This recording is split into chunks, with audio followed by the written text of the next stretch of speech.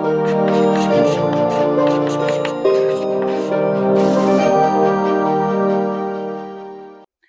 Friends, आज हम लोग अपना नया चैप्टर स्टार्ट करने जा रहे हैं जिसका नाम है ट्रायल बैलेंस। और काफी ज्यादा इंपॉर्टेंट है। हम लोगों ने अभी तक जो भी लेखांकन प्रक्रिया पढ़ी है ना, उसमें क्या क्या चीजें होती हैं आपको पता है। सबसे पहले हम लोग पढ़ते थे क्या, जो पहली प्रविष्टि की पुस्तक होती थी जिसको हम लोग बोलते थे रोजनामचा या फिर जर्नल। उसके बाद से हम लोग किस में आ जाते थे, खाता बही, इसको हम लोग बोला करते थे लेजर। लेजर हो गया।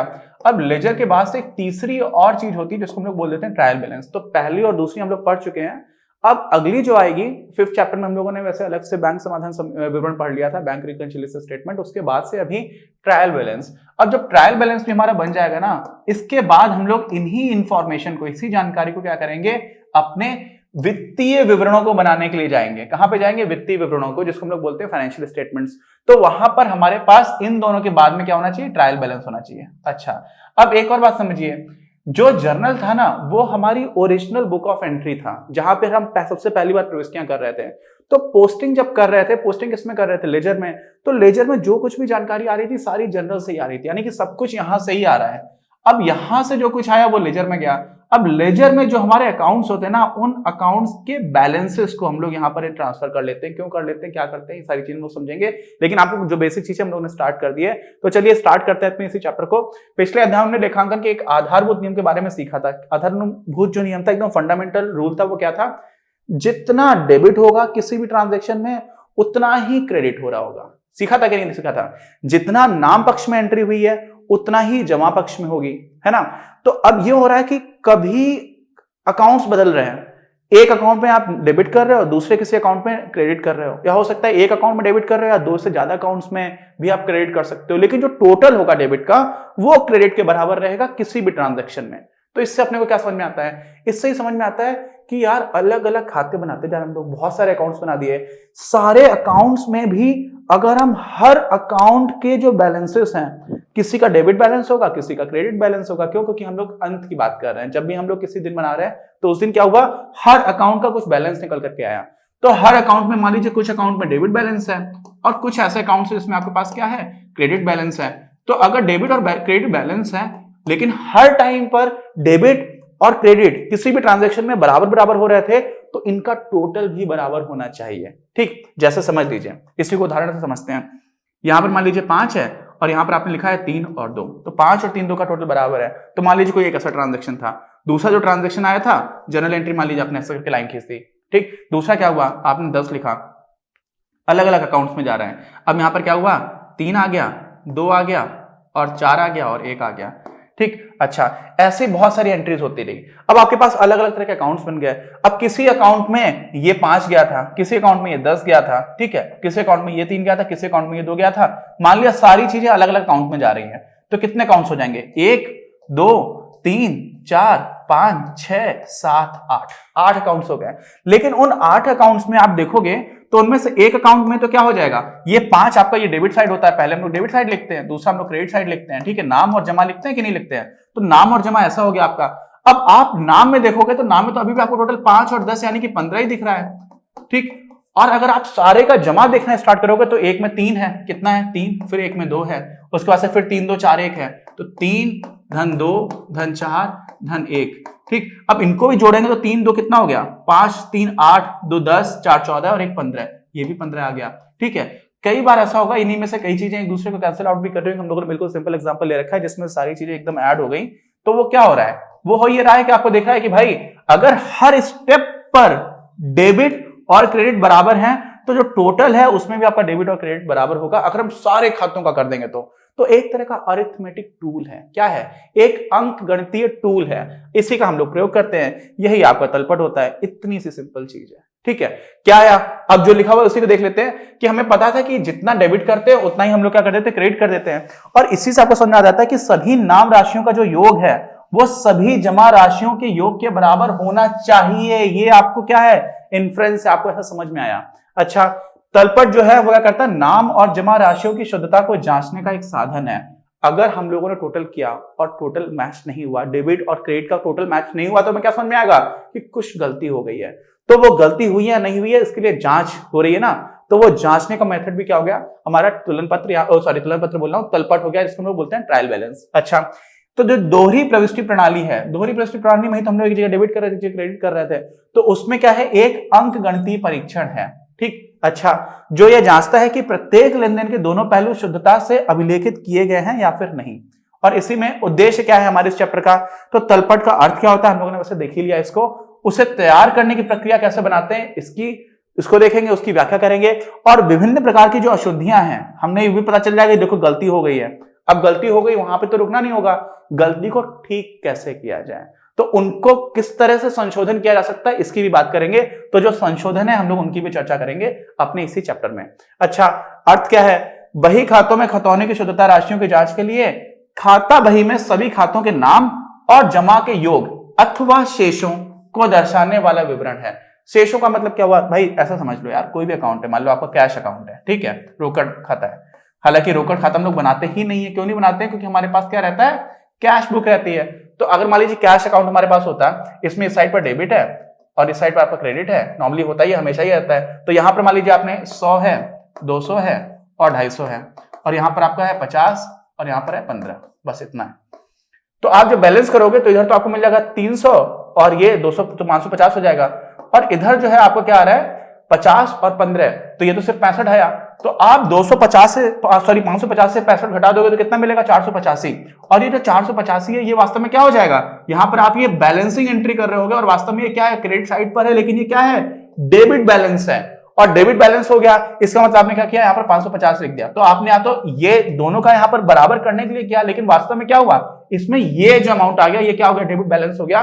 तो अगर हम लोग इस कैश अकाउंट का खाते का बैलेंस पूछेंगे तो क्या हो जाएगा, 485 हो जाएगा। तो ऐसे ही अलग अलग खातों का बैलेंस है, सारे खातों का नाम, कुछ का डेबिट बैलेंस होगा, कुछ का क्रेडिट बैलेंस होगा, सारे को ही हम लोग योग कर दें तो वो चीज बराबर हो जानी चाहिए, यही हम लोग करने की कोशिश करते हैं, तलपट में नहीं हो रही इसका मतलब कुछ गलतियां हैं। अच्छा, लेखांकन प्रक्रिया में एक महत्वपूर्ण विवरण है जो सभी खातों की अंतिम स्थिति को दर्शाता है तथा अंतिम विवरणों के बनाने में सहायक होता है। ये मैंने आपको एकदम स्टार्टिंग बताया था। मतलब क्या हुआ कि अभी आपके पास क्या होता है, लेजर होता है यार। लेजर क्या होता है, लेजर में सारे अकाउंट्स होते हैं। अब हर अकाउंट में कौन कौन सा ट्रांजैक्शन कब कब कैसा कैसा हुआ, ये सारी चीजें हम लोग देख सकते हैं। लेकिन हम लोगों ने क्या किया, उन्हीं सारी चीजों को एक साथ क्या किया, एक साथ एक जगह पर हर खाते का बैलेंस लिख लिया। क्या किया हम लोगों ने, हर खाते का एक जगह पर हम लोगों ने बैलेंस लिख लिया। ठीक, अच्छा, उससे क्या हो गया, उससे यह हुआ कि जब हम आगे फाइनेंशियल स्टेटमेंट्स बना रहे होंगे तो हमें हर खाते के बैलेंस सीधे सीधे मिल जाएगा, हमें बार बार फिर से लेजर को पलटने की आवश्यकता नहीं होगी। तो सारे खातों का बैलेंस एक जगह मिल जाएगा। और हम आगे क्या बनाएंगे, आगे के जो हमारे विवरण आते हैं ना, वही बनाने में हमें इसकी सहायता भी होती है। क्या होता है, अंतिम विवरण। अंतिम विवरण क्या होता है, फाइनेंशियल स्टेटमेंट्स होते हैं, तो उसको बनाने में इसकी सहायता मिल जाती है। और क्या हो गया, लेखापाल खाता शेषों को प्रत्येक खाते से प्राप्त करने के बजाय, अब लेजर में वही मैंने बता रहा हूं कि हर जगह पर आपको अकाउंट देखने की जरूरत नहीं है, आप सीधे सीधे आपका जो ट्रायल बैलेंस है तलपट है वहां से उठा करके इसको देख सकते हो, तलपट से ही प्राप्त कर सकता है। ठीक, लेखापाल मतलब अकाउंटेंट। अच्छा, और क्या है, एक संस्था तलपट को एक चयनित अवधि के अंत में भी तैयार कर सकती है। नॉर्मली हर साल हम लोग करते हैं, तो नॉर्मली जो समय अवधि होती है वो 1 वर्ष की होती है, तो वो कर सकते हैं। और क्या है इसमें, ये आपका प्रारूप है, कैसा एकदम सिंपल है। जो ट्रायल बैलेंस है वो किस दिन है, ठीक है, तो जो भी है, मान लो 31 एज ऑन मार्च 31 2014 ये आपकी डेट लिख दी है, और जो ट्रायल बैलेंस किसका है, जो भी है XYZ, उसका आपने यहाँ पर नाम लिख दिया। तो यहाँ पर डेट लिखना इंपॉर्टेंट है। नॉर्मली हम लोग क्या करते हैं, वर्ष के अंत में बना रहे होते हैं इसको। अब अकाउंट टाइटल, जो भी आपके अकाउंट टाइटल्स आपने उनका अकाउंट टाइटल लिख दिया। किसी में हो सकता है आपका सिर्फ डेबिट बैलेंस है, किसी में क्रेडिट बैलेंस है। अब इसमें फिर कुछ आया, ऐसे ऐसे आता चला गया। ठीक है, अब ये जो टोटल है और ये जो टोटल है, सारे डेबिट का टोटल, सारे नाम पक्ष का जो शेष है, नाम शेष है उसका टोटल, और जमा शेष है उनका टोटल, ये जो योग है ये बराबर होना चाहिए। नहीं है, इसका मतलब कुछ ना कुछ गलती हुई है। क्या बात समझ में आई कि खाता बही के प्रत्येक खाते के शेष को ज्ञात करना है, वो भी हम सीधे सीधे कर लेंगे। प्रत्येक खाते को सूचीबद्ध करना तथा इनके शेषों को नाम स्तंभ एवं जमा स्तंभ में लिखना। अब कभी कभी मान लीजिए कि कोई ऐसा अकाउंट है जो एकदम बैलेंस्ड है। बैलेंस का मतलब क्या हुआ, वहां पे कोई बैलेंसिंग एंट्री करने की आवश्यकता नहीं हुई, उसका जीरो है, जितना डेबिट था उतना ही क्रेडिट हुआ, कुछ नहीं हुआ, नेट जीरो आ रहा है। कोई डेबिट साइड का बैलेंस नहीं उस खाते में, ना ही क्रेडिट साइड का बैलेंस है। तो हर तरह के खाते की अपनी अपनी नॉर्मल एक टेंडेंसी होती है। जैसे कैश अकाउंट अगर होता तो नॉर्मली आपके पास पॉजिटिव पैसा रहता है, तो आप डेबिट साइड पर एंट्री कर रहे होते, तो ऐसे में हम लोग डेबिट साइड पर जीरो लिख देंगे। ठीक है, तो नॉर्मली जिस साइड में एंट्री हो रही होती है उसी साइड में कर देंगे, लेकिन वहां पर जीरो लिख लेंगे कब, जब वो बैलेंस्ड है। ठीक है, तो इसको हम लोग क्या बोलते हैं, शेष शून्य। ठीक है, जब जीरो बैलेंस है क्या हो जाता है, जीरो बैलेंस। तो उसको क्या करते हैं, नॉर्मली जिस साइड पर एंट्री की जा रही है उसी साइड पर एंट्री करेंगे, लेकिन वहां पर क्या लिख देंगे, शून्य लिख देंगे। इससे तलपट में उसी स्तंभ में लिखा जाएगा जिसमें इस खाते को सामान्य शेष को लिखा जाता है। ठीक है, जब इस खाते में सामान्य शेष होता है ना, उसी डायरेक्ट साइड में लिख देंगे। जैसे आपका परचेजेस अकाउंट है, क्या है, परचेजेस। तो परचेजेस में आप तो खर्चा कर रहे होते हो, क्रय कर रहे हो, तो खर्च जब खर्चा हो रहा होता है, एक्सपेंस होता है, उसको हम लोग क्या मानते हैं, डेबिट कर रहे होते हैं। तो नॉर्मली आपको परचेजेस अकाउंट में हमेशा क्या मिलेगा, डेबिट मिलेगा।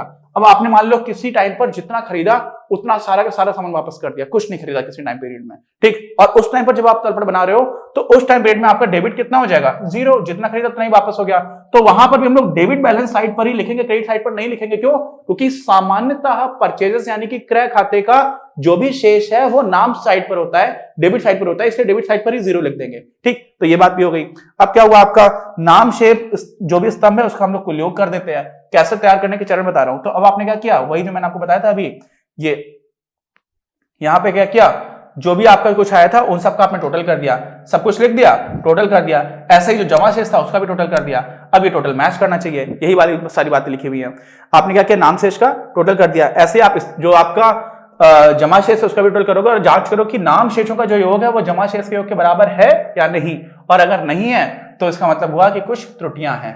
अच्छा, और साथ में इसीलिए सभी खातों के शेषों की शुद्धता की जांच करना आवश्यक है।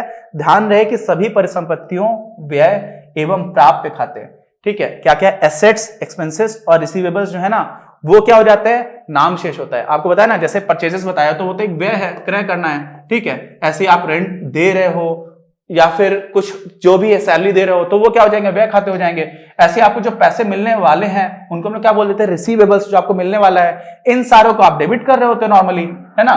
तो इन खातों में हम डेबिट साइड में एंट्री करेंगे, और जीरो बैलेंस है तो जीरो लिख देंगे, अदरवाइज क्या करेंगे, डेबिट बैलेंस है तो डेबिट साइड का जो बैलेंस है वो लिख देंगे। और बाकी क्रेडिट साइड में क्या क्या कर रहे होते हैं, तो एक तो आपकी लायबिलिटीज होती है, आपको पता है। दूसरा जो आपका रेवेन्यू आ रहा होता है, और जो दे खाते हैं जो आपके पेबल्स हैं, दे खाते हम लोग क्या बोलते हैं, पेबल्स, ठीक है, रेवेन्यूज एंड पेबल्स। तो इनको क्या करते हैं, इनका जमा शेष होता है, तो इनके साइड में जमा वाले शेष में लिखते चले आएंगे। और एक ऑर्डर बना देते हैं, नॉर्मली उसी ऑर्डर में हम लोग सारी चीजें फॉलो करते हैं। इसी को हम लोग देखेंगे अपने अगले वीडियो में, आगे कंटिन्यू करेंगे। बेसिक का आपको आइडिया लग गया होगा। उम्मीद है आपको नया चैप्टर समझ में भी आया होगा। अकाउंटेंसी बहुत ही सिस्टमेटिक सब्जेक्ट है, तो पुराने वीडियोस जरूर देखिएगा अगर आपने नहीं देखे हुए हैं। सारी चीजें आपको क्लियर होती चली जाएंगी। कोई डाउट हो तो प्लीज कमेंट बॉक्स में लिखकर बताइएगा। और चैनल अगर अभी तक सब्सक्राइब नहीं किया तो प्लीज सब्सक्राइब चैनल, बाकी लोगों के साथ शेयर करिए। मिलते हैं हम लोग अपने अगले वीडियो में। जय हिंद, जय भारत, गर्दा उड़ा देंगे। इस वीडियो के प्रायोजक हैं आप, और अगर आप ऐसे ही और वीडियोस बनाने में हमारी मदद करना चाहते हैं तो पैट्रियन पर जाकर या फिर स्क्रीन पर दिए गए QR कोड को स्कैन कर अपना योगदान जरूर दें। अपनी क्लास का उद्देश्य आप सभी के लिए आप ही की भाषा में गुणवत्तापूर्ण शिक्षा उपलब्ध कराना है। कक्षा 12 तक के सभी प्रमुख विषयों पर हम वीडियोस बना रहे हैं, और कुछ विषयों पर वीडियोस आपके अपने चैनल अपनी क्लास की ही अन्य प्लेलिस्ट पर अपलोड भी हो चुके हैं। ज्ञान के प्रकाश से देश को सशक्त बनाने के हमारे इस प्रयास में इस चैनल को सब्सक्राइब करके और लोगों के साथ शेयर करके अपना बहुमूल्य योगदान जरूर दें। पढ़ेगा इंडिया तो बढ़ेगा इंडिया।